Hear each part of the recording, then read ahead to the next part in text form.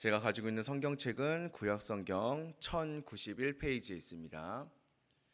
예레미야 25장 30절로 38절 마지막 절까지의 말씀, 제가 한 절 여러분이 한 절 교독하시겠습니다.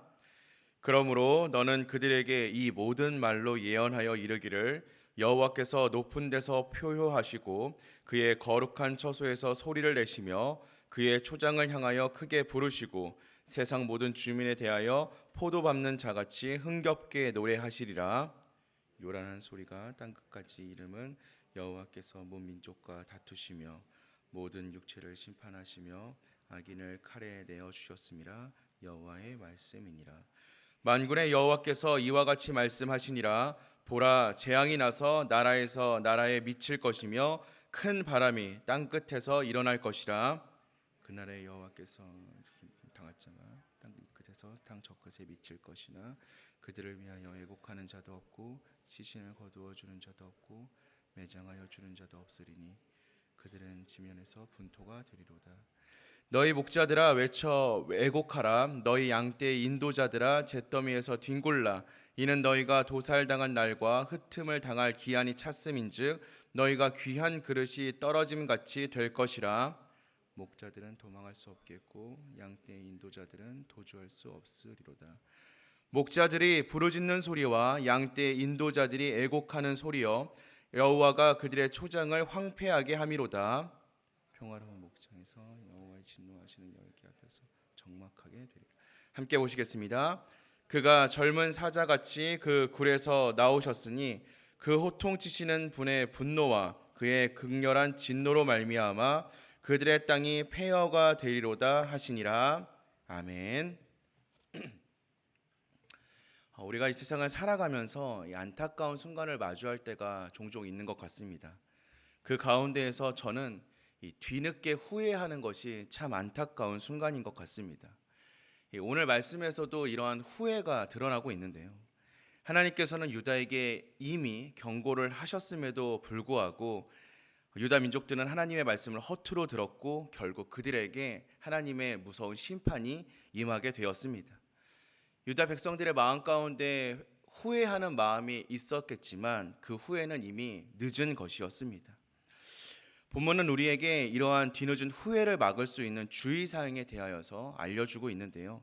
오늘 말씀을 통하여서 우리는 말씀을 어떻게 반응해야 하고 또 우리는 어떻게 말씀 앞에서 살아가야 하는지 다시 한번 고민해 보는 은혜가 있기를 소망합니다. 우리가 너무나 잘 알고 있듯이 하나님의 말씀은 반드시 이루어질 것입니다. 그리고 반드시 이루어집니다. 하나님의 경고 역시 실제로 이루어지게 될 것입니다. 하나님께서는 하나님의 말씀에 거역하는 자들을 향한 심판을 이미 경고하셨습니다. 불순종하는 자들에 대한 심판은 하나님의 처소에서 시작이 될 것입니다. 그런데 이러한 심판에는 모두 근거가 있습니다. 그것은 언약 백성, 하나님의 말씀을 받은 자들의 불순종이라는 반응입니다. 하나님의 존재를 부정하고 하나님의 말씀대로 살아가지 않는 열방들도 마찬가지로 이 하나님의 심판을 결단코 피할 수 없습니다. 하나님은 이 세상의 창조주이심으로 하나님의 말씀에 순종하지 않는 모든 육체는 하나님의 진노의 칼날 아래에 놓여지게 될 것입니다. 우리는 이 사실을 진리로 받아들이며 살아갈 수 있어야 합니다. 이 세상에 결단코 회색 지대는 없습니다. 하나님은 말씀으로 천지를 창조하셨고 사람에게 마땅히 따라야 할 계명을 더하여 주셨습니다. 그럼 우리는 그 말씀대로 살아가든지 말씀대로 살아가지 않던지 둘 중에 한 가지의 삶밖에는 없습니다. 하지만 우리가 너무나 잘 알고 있듯이 우리들은 이 땅에서 아무렇게나 살아도 되는 존재가 절대로 아닙니다. 하나님은 하나님의 말씀대로 살지 않는 모든 인류에게 보내실 진노의 고소장을 이미 손에 들고 계십니다. 죄의 결과는 사망밖에 없습니다. 그리고 불순종은 이미 그 안에 사망을 내포하고 있는 너무나도 큰 죄악입니다. 하나님이 없는 삶은 결국 우리들에게 한시적인 쾌락과 한시적인 낙에 불과한 것입니다. 하나님을 떠난 인생의 말로는 너무나 뻔한 결과입니다. 도살당할 짐승의 처지와 같은 것입니다. 우리는 모두 이 땅에서 행복하게 살아가기를 소망하는 사람들입니다. 이 땅에서 행복하게 살아가기를 원치 않는 사람은 아무도 없습니다. 우리가 이 땅에서 행복하게 살아가기 위해서 우리가 해야 하는 유일한 길은 하나님을 인정하고 하나님의 말씀에 순종하는 것밖에 없습니다. 하나님을 떠난 삶, 하나님의 말씀 없이 살아가는 삶이 얼마나 비참하고 얼마나 끔찍한 것인가를 우리는 말씀을 통하여서 끊임없이 명시하고 되새길 수 있어야 합니다. 하나님의 심판이 임한다면 그때는 이미 늦은 것입니다. 기회와 시간이 있을 때 우리는 하나님의 말씀 안에 거하는 순종의 삶을 살아갈 수 있어야 합니다. 심판이 아니라 하나님께서 우리에게 돌아올 기회를 더하여 주실 때, 조금씩 혼내고 계실 때 우리의 발걸음을 돌릴 수 있어야 한다는 것입니다. 사랑하는 성도 여러분, 우리는 지금 하나님의 말씀 앞에서 어떻게 반응하고 있습니까? 오늘 제가 여러분들과 함께 나누고 있는 이 말씀은 저와 함께 나누었던 한 주간의 말씀을 총정리하는 말씀인 것 같습니다. 우리는 지금까지 계속해서 하나님의 말씀 앞에서 회개하고 순종해야 한다라고 이야기했습니다. 그렇지 않으면 심판이 임할 것이다 라는 말씀을 계속해서 반복적으로 들었습니다. 그리고 오늘 말씀을 통하여서 하나님의 심판이 유다에게 임하고 있는 장면을 바라보고 있습니다. 사랑하는 성도 여러분, 우리는 지금 어디에 서 있습니까? 우리가 하나님께 받을 말씀은 유다 백성들이 받았던 심판의 말씀입니까? 아니면 회개하고 돌아가 주님의 품 안에 안겨 하나님의 따뜻한 포옹을 맞이할 그런 말씀입니까? 저는 바라옵기는 이 자리에 모여있는 우리 모두는 하나님의 품 안에 안겨 하나님의 따뜻한 환대를 경험하는 주님의 자녀가 되기를 소망합니다. 우리의 삶이 때로는 비틀거린다 할지라도, 또 우리의 삶이 때로는 방향을 잃고 넘어진다 할지라도 그 자리에서 다시 일어나서 하나님의 말씀이 떨어질 때 그 말씀을 붙잡고 일어설 수 있는 우리가 되길 소망합니다. 돌이키라라는 말씀을 들었을 때 돌이킬 수 있는 신앙의 결단이 우리 가운데 있기를 소망합니다. 하나님께서 원하시는 것은 바로 그것입니다. 우리가 끊임없이 하나님을 반역하며 죄악을 저지른다 할지라도 하나님의 말씀이 우리에게 임할 때마다 회개하고 돌이키고 하나님 앞에 다시 엎드려지는 삶, 그래서 우리의 죄악의 모습이 조금씩 줄어드는 삶, 그래서 결국에는 하나님의 말씀대로만 살아가기 위해 발버둥 치는 삶, 그것이 하나님께서 우리에게 원하시는 삶의 모양인 줄로 믿습니다. 그러니 이 기도의 시간을 통하여서 그렇게 살아가기로 다시 한번 소망하고 결단하는 우리가 되기를 소망합니다. 이어지는 말씀을 함께 다시 또 한 가지 더 나누기를 소망합니다. 우리가 많이 알고 있는 말씀 가운데, 이야기 가운데 노블리스 오블리주라는 이야기가 있습니다. 한 공동체의 운명은 지도자의 도덕성에 달려 있다라는 이야기입니다. 지도자들의 자질이 공동체의 미래를 결정하기 때문입니다. 오늘 우리가 마주하고 있는 유다의 심판의 이유, 그리고 유다가 파멸한 원인은 어디에 있었습니까? 사실 그것을 굳이 따지고 들면, 그리고 그들에게 이유를 묻자면 많은 원인은 지도자들의 타락에 있었던 것을 우리는 기억합니다.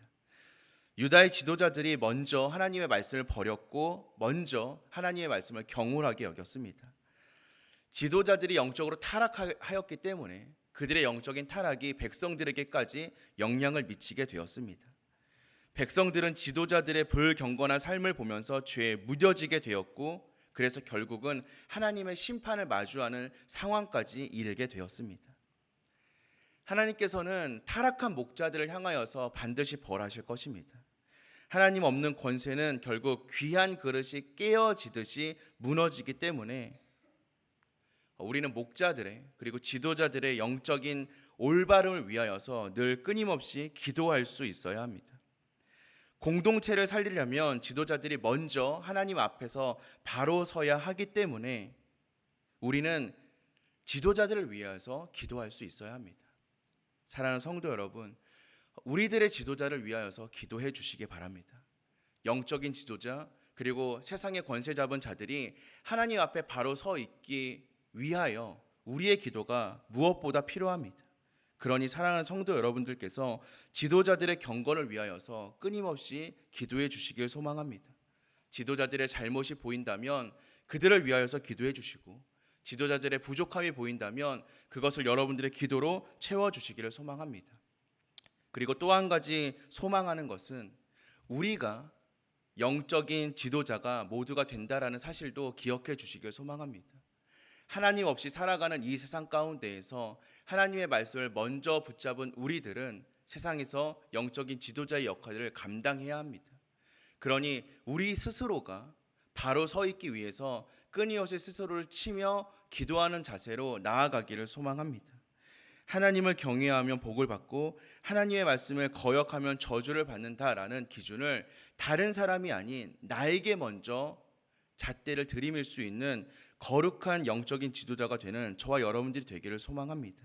우리의 믿음과 우리의 경건함이 우리의 공동체를 올바른 길로 이끌어갈 수 있고, 우리가 속해 있는 이 시대와 이 세대와 이 민족을 올바른 길로 이끌어갈 수 있습니다. 내가 먼저 바로 서고 내가 먼저 기도하고 내가 먼저 엎드려지는 영적인 경건함을 유지하고 소유하시는 저와 여러분들이 되기를 소망합니다. 말씀을 마무리하겠습니다. 하나님은 결국 유다와 열방을 향하여서 심판의 칼을 꺼내 드셨습니다. 하나님의 말씀에 불순종하는 사람들은 결국 파멸하게 될 것입니다.